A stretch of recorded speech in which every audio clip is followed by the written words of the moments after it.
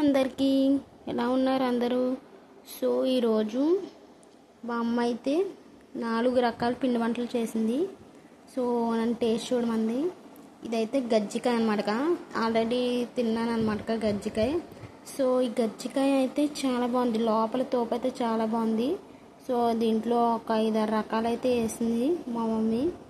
దాంట్లో వచ్చేసి కొన్ని చెప్తా గుర్తున్నాయి మట్టుకి.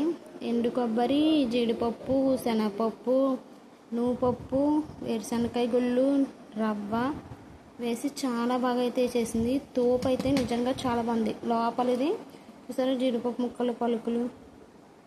సో ఇదైతే చాలా బాగుంది. మనం నార్మల్ కాకుండా ఇలా అయితే చేసింది డిఫరెంట్గా. టేస్ట్ అయితే చాలా బాగుంది. నెక్స్ట్ మిగిలిన పిండితోట ఇవి చేసింది. ఇవి చిప్స్ అన్నమాట, ఆర్ట్ చిప్స్ కింద చేసింది. అండ్ ఇవి తీపి గవ్వలు, స్వీట్ గవ్వలు. అండ్ ఇది వచ్చేసి కేసరి బూరి కింద చేసింది అన్నమాట. సో ఈరోజు అయితే పిండి వంటలు మా అమ్మ అదర కొట్టేసింది. సో మీకు దీంట్లో ఏది ఇష్టమో కామెంట్ చేయండి.